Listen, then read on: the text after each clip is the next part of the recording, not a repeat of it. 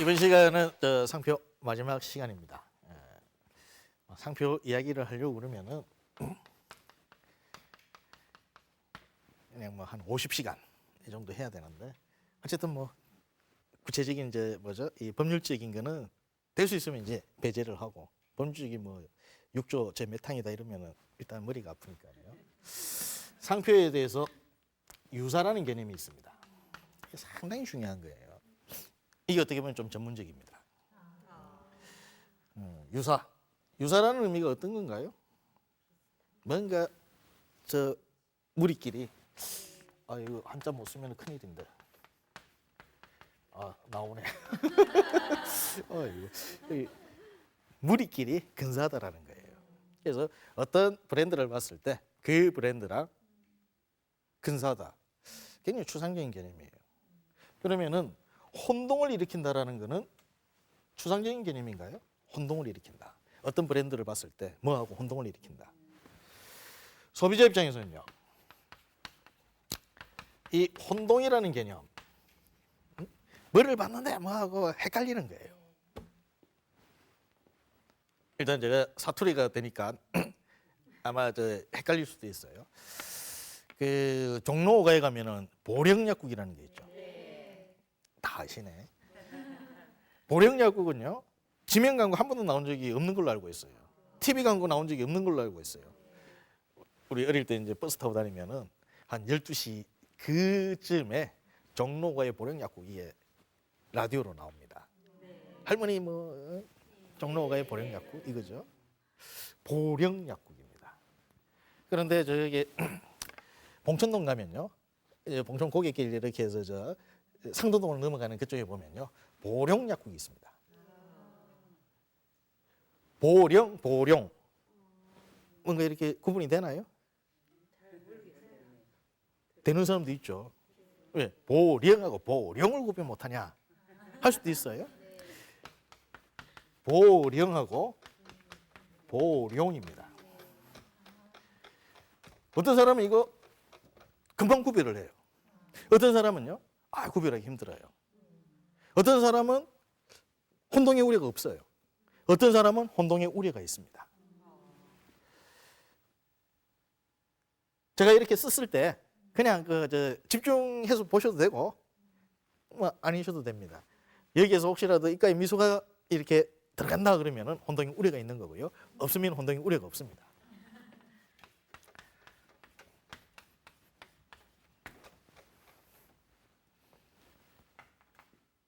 혼동의 우려가 있으신 분도 있고 아니신 분도 있어요.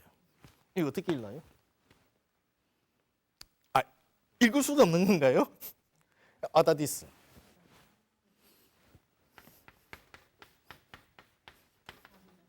아디다스, 아다디스 이런 거 많죠?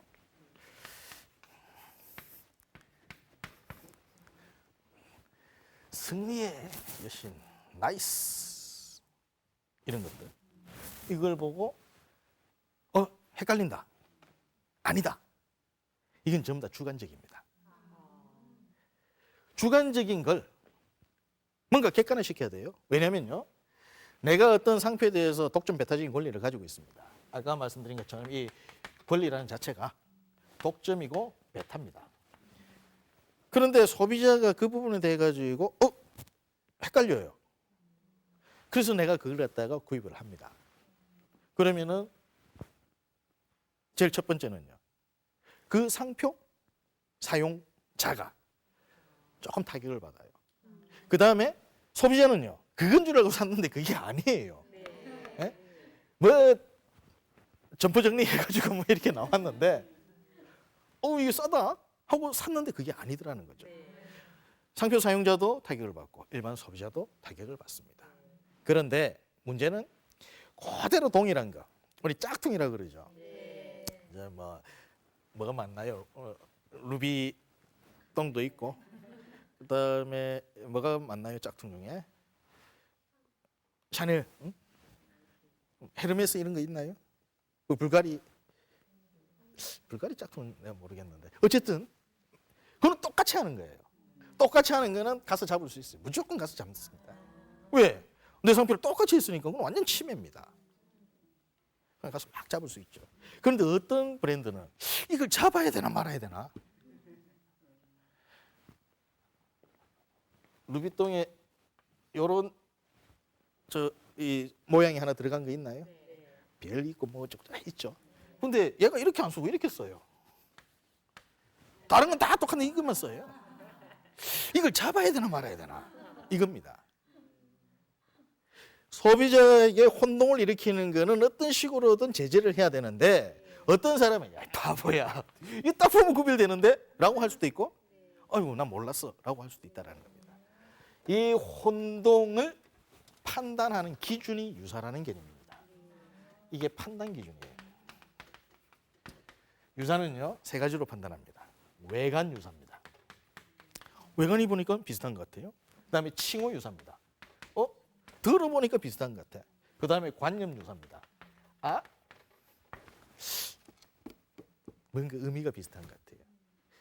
관념 유사를 판단하기는 참 애매하긴 한데요. 실질적으로 이 중 하나라도 해당이 되면은 유사입니다. 유사는 혼동을 일으킵니다. 혼동을 일으킨 것은 권리 침해가 된다는 거죠. 그래서 어떤 상표, 등록 상표가 있는데 어떤 사람이 똑같이 하기에는 자기도 낯간지럽고 그다음에 이거 아이고 걸리면 큰일 나겠다 싶어서 조금 변형을 줬는데 소비자들이 봤을 때 외관이 좀 그런 것 같다. 칭호가 그런 것 같다. 관념이 그런 것 같다. 유사다.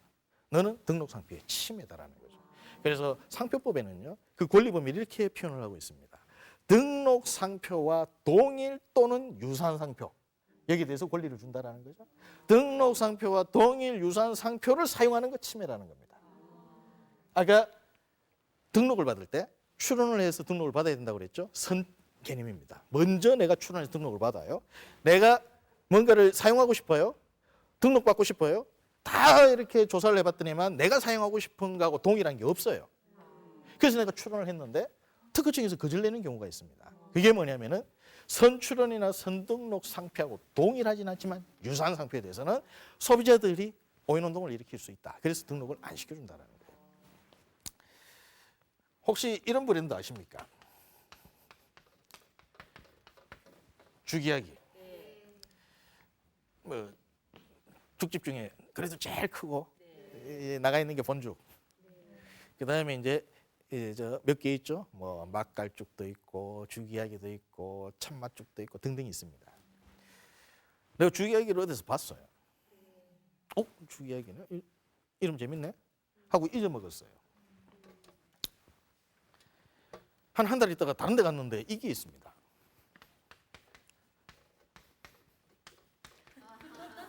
죽스토리. 내가 그때 본 게 죽스토리였나? 죽이야기가 아니고 나는 분명히 죽스토리였구나. 내가 잘못 봤구나. 이게 관념적으로 유사라는 겁니다. 이런 부분에 대해서는 소비자가 순간적으로 혼동을 일으킬 수 있다는 거예요. 이런 것들을 2개 동시에 등록시켜주는 것도 문제지만 혹시라도 등록된 상표를 제3자가 이런 식으로 사용했을 때는 관념이 유사하기 때문에 소비자들이 혼동을 일으킨다. 너는 침해다라는 겁니다. 이게 관념 유사 개념이에요.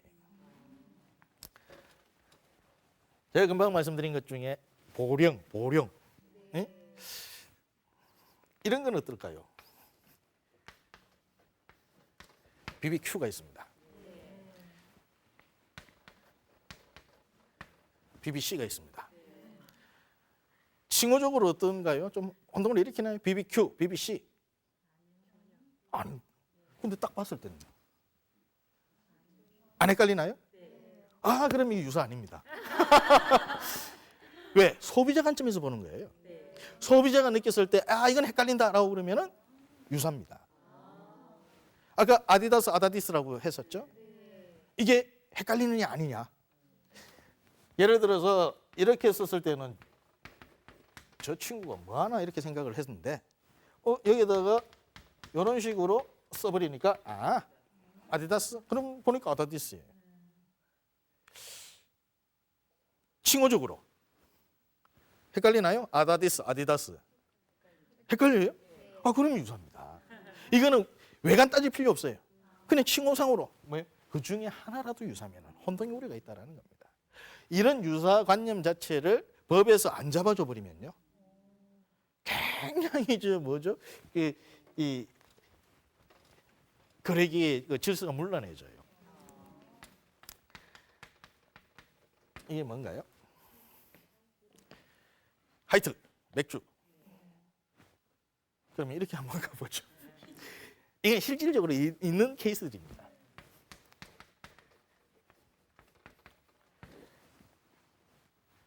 위에 거하고 밑에 거하고 혼동의 우려가 있나요? 외관상으로 구별을 못 하나요? 근데 우리가 들어보자. 화이트, 이건요? 화이트. 오, 칭호가 헷갈리네요. 그럼 유사입니다. 이런 것도 있습니다. 이거 어떻게 읽어야 되나요? 해트, 해태 이렇게 읽나요? 보통 보면 이것도 하이트 이렇게 읽는다라는 거죠. 얘가 등록된 상표인데 실질적으로 얘네하고 얘네가 사용된 적은 없습니다. 그런데 얘들이 출원이 됐어. 자기도 등록받겠다고 맥주 쪽으로. 그런데 웃기는 거는 제가 하이트 디자인을 정확하게 기억을 못 하겠는데요. 뭐 이런 식으로 해가지고 하이트 디자인하고 똑같습니다. 똑같고 문자만 이렇게 같다라는 거예요. 이거 등록시켜 주느냐? 얘 관념이 있나요? 무슨 관념이 있나요? 관념이 있나요? 관념이 있나요? 이거 뭐 그냥 지가 만드는 외국어인데 그런 관념이 있을 수가 없죠. 관념 아닙니다. 외관 틀려요. 칭호적으로 소비자들이 들었을 때 칭호적으로 혼동의 우려가 있구나. 이게 유사라는 개념이에요. 그래서 실질적으로 사업을 할 때 어떤 브랜드를 하나 선택할 때 이런 부분들을 상당히 조심을 해야 되고요. 그 다음에 내가 혹시라도 권리를 가지고 있다라고 했을 때 누가 저것 봐라 가서 잡으러 갈 수 있다라는 거죠. 이런 말씀 드리는 거는 조금 비상식적이긴 합니다만은 누가 만약에 쓰고 있어. 가만 두는 겁니다. 지금 잡으러 가봐야 나올 게 하나도 없어요. 그냥 장사 잘해라. 커져라. 그러고 있다가 뭐 한 2년 후에 한번 다시 보니까 제법 이제 규모가 됐어요. 그러면 내 상표권 침해다. 그럼 저쪽에서 물어볼 거 아니에요. 야, 내가 왜 네 걸 침해했냐? 네 거하고는 전혀 틀리다. 틀린 건 안다. 근데 유사라는 거야. 너 유사이기 때문에 내 거 쓰면 안 돼. 나한테 상표권을 사갈래? 아니면은 네가 버는 게 나한테 로얄티 줄래? 이런 개념이죠.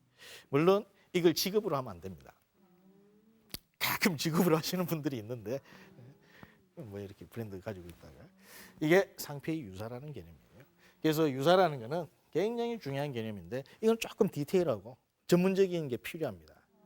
여러분들이 이제 상표에 관심을 가진다고 그러면 사이트 들어가면은 상표를 다 검색할 수 있습니다. 뭐냐면 내가 지금 출원하고 싶은 브랜드가 이거다. 근데 내가 쳐봐요. 그러면은 내 상표하고 동일한 상표가 있으면 동일한 상표가 다 뜹니다. 그런데 얘가 등록이 아니면 출원돼서 거절이 되는 그 히스토리도 다 나와요.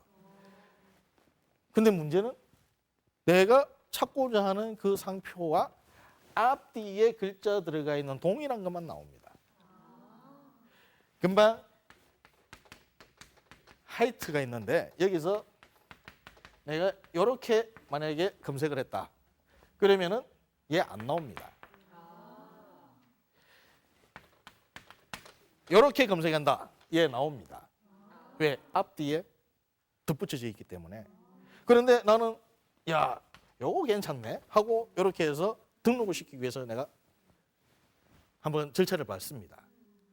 이거하고 전혀 안 나오죠. 그런데 나중에 거절 이유가 나올 수도 있다는 겁니다. 이거는 이제 전문적인 영역이기 때문에 여러분들이 생각하실 때 그냥 유사라는 이런 개념이 있더라라는 것만 판단을 하시면 되고요. 그다음에 이 상표 유사와 관련해 가지고 금방 말씀드린 것처럼 이게 출원 단계에서도 등록이 되느냐 아니냐를 선출원이나 선등록 상표하고 비교를 해보고 내가 사용하고 아니면 남이 사용하는 것이 등록 상표의 침해냐 아니냐는 것도 유사를 가지고 이렇게 판단을 하거든요. 그런데 문제가 하나 있습니다. 어떤 문제가 있냐면요. 등록 상표가 있어요. 이걸 사용을 하지를 않습니다. 누가? 갑이라는 사람이. 상표권자예요. 사용 안 해요. 아까 말씀드린 것처럼 특허다, 실용신안이다, 그 다음에 디자인이다. 얘네들은 뭐라고 이야기했나요? 창작입니다. 창작에 대한 가치를 인정을 하기 때문에 얘가 쥐가 그걸 또 쓰든 안 쓰든, 그 다음에 그 관련된 기술 자체를 다른 데 옮겨서 쓰든 어쨌든 내 기술을 갖다가 쓰고 있기 때문에 그걸 전부 다 특허권 침해라고 볼 수 있는 거거든요. 디자인 침해라고 볼 수 있는 거고. 그런데 이 상표는 어떤 개념이라고 그랬나요? 선택의 개념입니다. 이거는 창작 개념이 아니라는 거예요. 그러면은 실무적으로 이렇게 이해를 하는 거예요. 네가 그 브랜드를 사용하려고 제일 먼저 선택을 하고 출원을 해서 등록을 받으니까 권리를 줄게. 그런데 등록 상표를 사용을 안 해요. 그럼 너 사용 의사가 없네. 네가 창작한 게 아니고 그냥 선택해서 네가 사용하겠다라고 출원했기 때문에 등록 권리를 줬다라는 거예요. 근데 사용 안 해요. 그러면 이 부분에 대해서는요, 다른 사람이 사용할 수 있는 기회를 줍니다. 이게 불사용이라는 개념이에요. 등록 상표를 사용하지 않는다라는 거죠. 근데 등록 상표를 사용하지 않는다라는 개념이 조건이 있는데 법 규정이기 때문에 그냥 듣고 잊어버리시고 딱 3점만 기억하시면 됩니다. 등록 상표를 상표권자 등이 3년 이상 국내에서 계속해서 사용하지 않았을 때 불사용의 대상이 됩니다. 등록된 상표를 3년 이상 계속 사용 안 해요. 그러면은 다른 친구가 그 부분에 대해서 사용하겠다라고 지가 주장하면은 주겠다라는 거예요. 근데 그냥 줄 수는 없어요. 왜? 등록 상표이기 때문에. 권리가 있기 때문에. 그래서 이렇게 사용하지 않았을 때 여기에 대해서 취소 심판이라는 것을 청구를 할 수 있어요. 등록 상표를 사용 안 하기 때문에 그 권리 자체를 취소시켜 달라. 이게 불사용 취소 심판인데요. 그렇게 취소 심판을 청구를 하는 사람을 실무적으로 법적으로 어떻게 보냐면은 얘가 사용할 의사가 있구나. 즉 사용할 의사가 없는데 심판 청구할 이유가 없다라는 거예요. 그래서 심판을 청구를 하면은 거기에서 사용했던 사실이 있는지 없는지 판단해 가지고 사실이 없으면 그냥 취소를 시킵니다. 그런데 불사용 취소 심판을 청구한 청구인에게 독점적으로 등록을 확보할 수 있는 권리를 준다라는 거죠. 이게 불사용 취소 심판입니다. 여러분들 심심하면 가서 괜찮은 브랜드가 있는데 도대체 내가 시장에서 본 적이 없는 것 같아. 특히 좀 이제 규모 있는 이 회사 브랜드인데 돈이 드는구나. 취소 심판 청구하려면은 취소 심판 청구를 해가지고 혹시라도 그게 취소가 돼버리면은 그 브랜드 내가 가지는 거예요. 그런데 여기서 유사라는 개념이 하나 들어갔는데요. 등록 상표를 어떻게 해야 된다고? 사용해야 된다라는 겁니다. 그런데 상표법상 실무적으로 판례에서 모든 게 유사가 들어가요. 등록 상표의 유사, 등록 상표 또는 유사. 그런데 불사용과 관련해서는요, 유사라는 개념이 안 들어갑니다. 등록 상표 그 자체를 사용해야 됩니다. 등록 상표를 유사하게 사용하잖아요. 그럼 등록 상표 사용을 안 봅니다. 이런 경우가 있어요. 어떤 경우냐면은 특히 이제 이 특허 기술적인 게 그런 게 많은데 예를 들어서 내가 특허 출원할 당시에는요, 얘하고 얘가 이렇게 결합된 거, 괜찮을 것 같아서 출원했어요. 출원하고 등록되는 기간이 만약에 1년이 소요된다라고 그러면은 1년 동안 기술 개발을 더 한 거야. 그래서 나는 실질적으로는 A 플러스 B 플러스 C 다시 D 요걸 지금 사용하고 있어요. 실질적으로 이걸 사용하고 있어. 그런데 등록 특허권은요, 얘입니다. 그럼 지 특허권하고 지가 실질적으로 사용하는 거 틀려요. 다른 사람이 여기 괜찮다고 요걸 뺏겨 썼어. 특허권 침해가 아닙니다. 왜? 지가 권리로 지금 가지고 있는 게 이 권리지 이 권리가 아니라는 거죠. 그러면 이 부분에 대해서도 기술 개발을 하면 또 특허를 받아야 되는 거예요. 이런 거는 기술적인 측면에서 많은데 상표도 이런 비슷한 유형이 있습니다. 예를 들어서 나온 거니까 그냥 이걸로 할까요? 이걸 등록을 받았습니다. 등록을 받았는데 뭔가가 조금 상표 사용하는 입장에서 부족한 것 같아. 하이트. 호칭상으로는 앞에 히읗자 들어가가지고 좀 강한 느낌이 드는데 문자가 너무 밋밋해요. 저가 하이트라고 사용을 하니까 남들이 하이트라고 이렇게 인식을 하는 거죠. 사실 그거는 또 교육을 그렇게 시키는 거니까요. 소비자 교육이라는 게 이 마케팅 측면에서 다 나옵니다. 이걸 하이트라고 읽어라. 그냥 하이트로 읽는 거예요.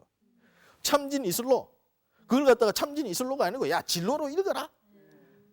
근데 옛날에는 진로 브랜드 자체 때문에 진로로 읽으라고 했지만은 요즘은 어떻게 읽습니까? 그냥 참이슬이다 이거거든요. 그렇게 교육을 시켜요. 근데 내가 아무만 봐도 이게 뭔가 약한 것 같아. 그래가지고 어떻게 한다고요? 에이 이러면은 조금 더 강하지 않을까. 그래서 얘가 등록 상표인데 이걸 사용을 합니다. 등록 상표는 3년 동안 사용 안 했어요. 우리가 이야기할 때 유사 개념으로 봤을 때는 이 유사예요. 다른 친구가 이렇게 쓰면 무조건 침해로 잡아낼 수 있습니다. 근데 지가 이렇게 써요. 등록 상표 사용이 아닙니다. 그러면은 누가 딱 봐가지고 등록은 이렇게 받아놨는데 쓰기를 이렇게 쓰네? 에이 저거 가가지고 내가 불사행 취소 심판 청구해야지. 그러면 이렇게 사용한 적이 없으면 취소됩니다.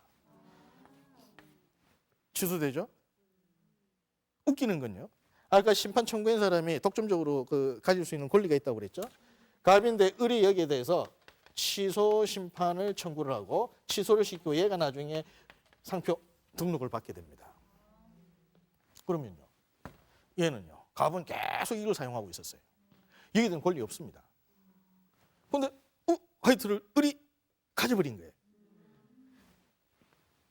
하루에 한 전국적으로 100만 박스가 지금 유통되고 있습니다. 얘가 딱 가가지고 그러죠. 이야 쓰지 마. 내 등록상표하고 네 유사한 거야. 선사용 개념이 아니라는 겁니다. 선 출원해서 등록받는 게 중요해요. 그런데 등록받은 상표이 유사 개념이죠. 쥐가 쓸 때는 유사 개념에 대해 가지고 등록상표 뭐 누가 쓰고 뭐 이게 다 잡아낼 수 있는데 지가 직접 쓸 때는 유사로 쓰면 안 된다는 거예요. 등록상표로 써야 돼요. 혹시라도 이렇게 유사로 썼을 때 이런 정말 뭐 같은 경우를 당해버리면요. 얘가 나중에 알았어. 한 박스에 20개 들어가니까 2천만 병이네. 이런 식만 줘. 내가 이 상표 가지고 있어봐야 뭘 못하나요? 유통 못 시킵니다. 내가 무슨 공장이 있나요? 유통망이 있나요? 에이, 우리 싸우지 말고 병당 일어나자. 웃기는 것 같죠? 병당 일어나. 근데 병당 일어나면 하루에 2천만 원씩 꼬박꼬박 돌려. 물론 이런 경우가 극히 드물긴 한데 이론상은 가능하다라는 겁니다.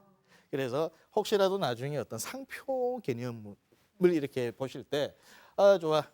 내가 출원해가지고 등록받는 그 부분에 대해서는 유사가 있는지를 한번 파악을 해야 되고 근데 그거는 유사가 있는지 파악은 실제로 힘듭니다. 그건 전문가들한테 맡기시고요.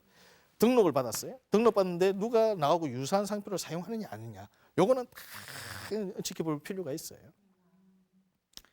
특히 요즘 같은 경우에는 인터넷에서 네이버 검색을 딱 하잖아요. 그러면은 내 거 뜨는데 밑에 쭉 떠요. 이걸 잡으러 가야 되나 말아야 되나 이런 게 있습니다. 실질적으로.